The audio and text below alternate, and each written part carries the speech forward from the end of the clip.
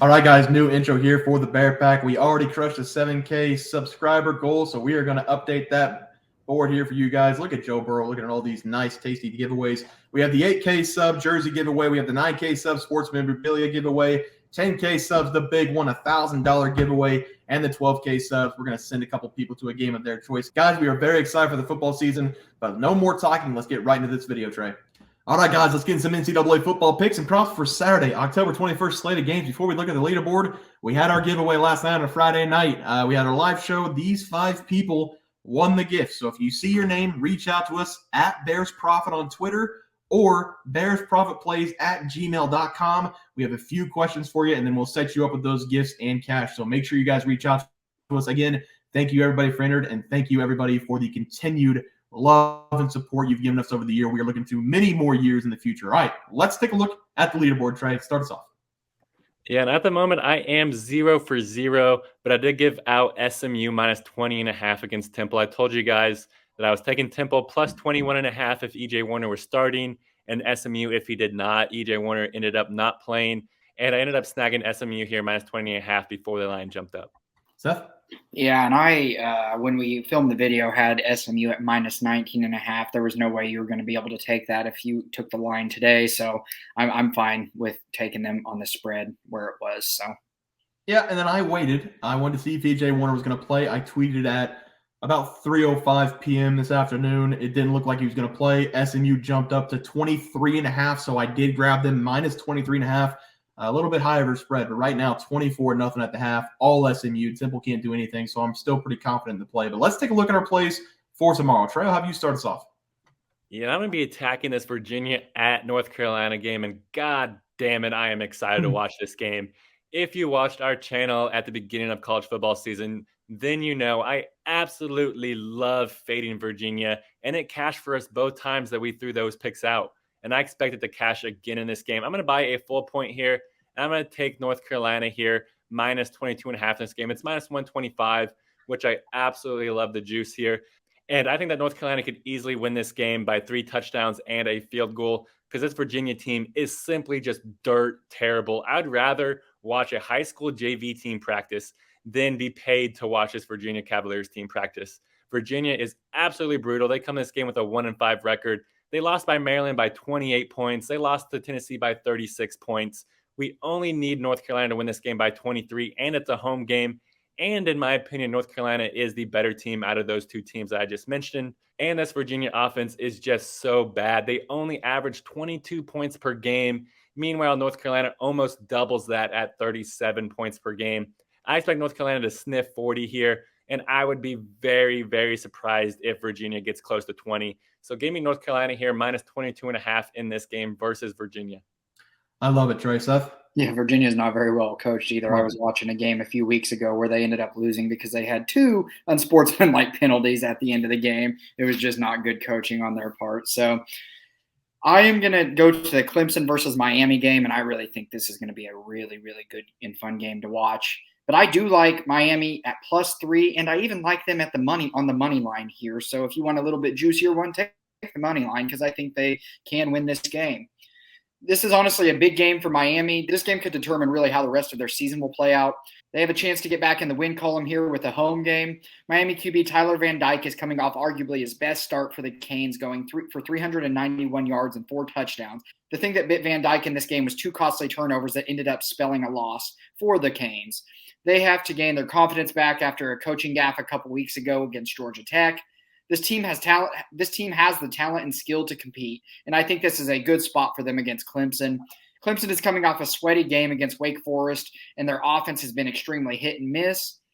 I do like Miami here in this game at home. This is a very good game for them to bounce back in, as they actually looked really good last week despite losing.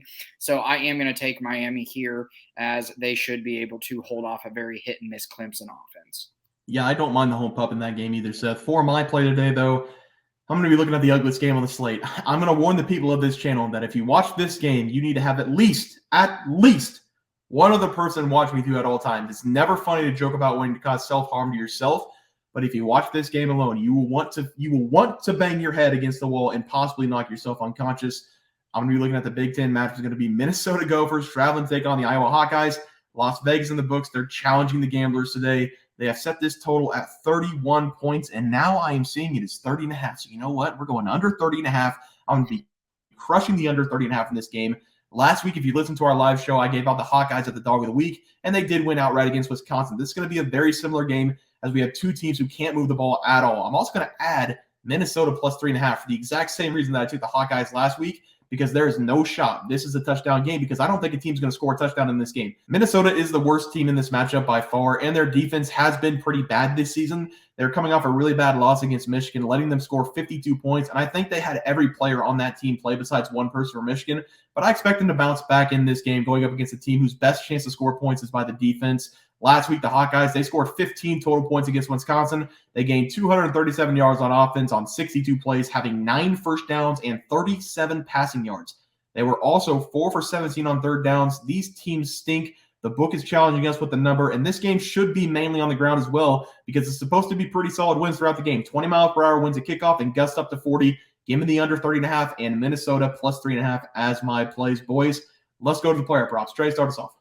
It's crazy that they say there's no chance this is going to be a 17-14 game, but I did give out Ahmad Anderson Jr. over 33.5 receiving yards going up against SMU, and it kind of bit me in the ass because I did expect DJ Warner to play in this game. He did not play, and that means Quincy Patterson ended up playing, and Quincy Patterson might be the worst quarterback in college football. At the moment, he's 6 for 14 for 47 yards and has not even thrown Ahmad Anderson Jr.'s way. So he has 0 yards at halftime. I'm sorry, guys. A lot of time to make up for, though. Seth? Yeah, and I have Jalen Knighton. When I took it, I had it over 56.5. I know Barry had mentioned it jumped up to 64.5, but he's currently at 49 at halftime. They have a astounding 24-point lead, so I think they're going to just run the ball in the second half.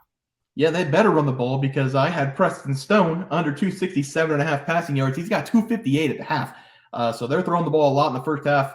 It's probably not going to happen, but I'm not going to say it's impossible. But I did want to add a stat for my game pick. I saw it just before I was going to get my player prop. This is the lowest total ever set in college football. So if we hit the under, we're going to make history. But I just want to add that in there. But all right, let's take a look at our props for tomorrow. Try to start us off. Yeah, I'm going to go with Pat Garwo here. And I'm going to take him to go over 57.5 rushing yards going up against Georgia Tech. I really, really love Pat Garwo in this game, because I have no idea why this number is set so low. Because Garwo, he is a dog in this Boston College offense, and pretty much he is basically their only offense at this point. And because over his last 2 games, as you guys can see, he has been churning out rushing yards. In those 2 games, he's averaging 99 rushing yards per game, which is almost double what we need. And Garwo, he is getting an absolute juicy matchup here against Georgia Tech, because Georgia Tech, they allowed the 6th most rushing yards per game this college football season. That's because they allowed 218 rushing yards per game.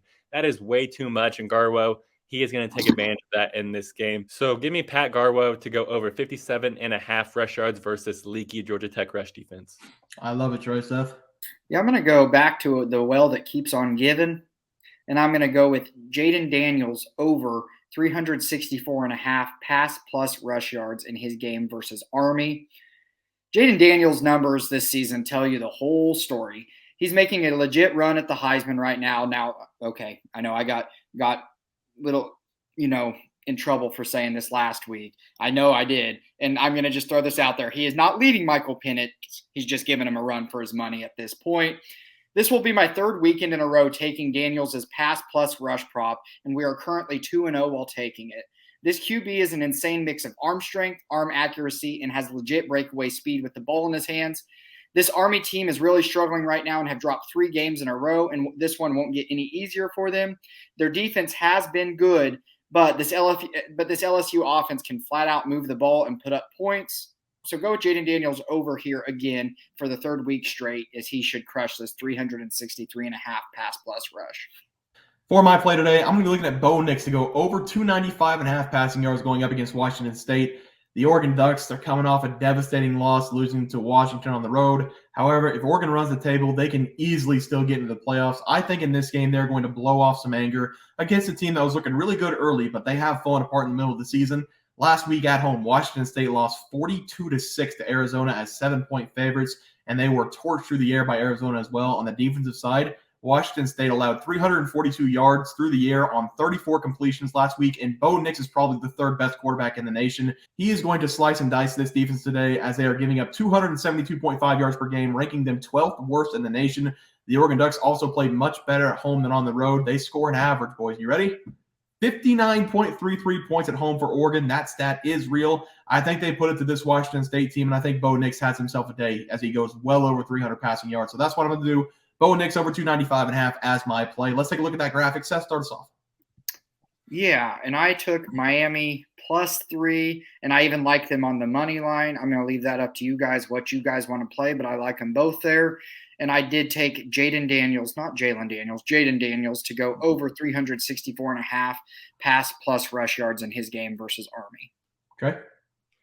Yeah, Jayden Daniels, I don't know if he plays this week, but I gave out North Carolina -22.5 versus Virginia. Virginia is dirt poor and just terrible at football. And I also gave out Pat Garwo over 57.5 rush yards against Georgia Tech, which is almost just as bad as Virginia.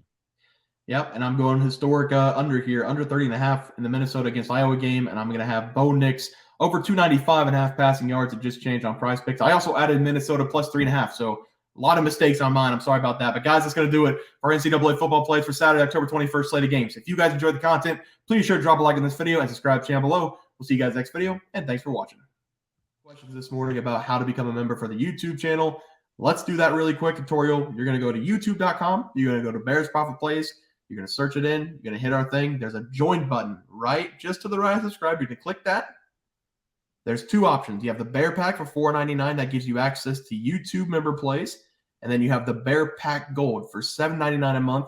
That gives you access to our member plays on YouTube. And it gives you a 1-month membership to our website, bearsprofitplays.com.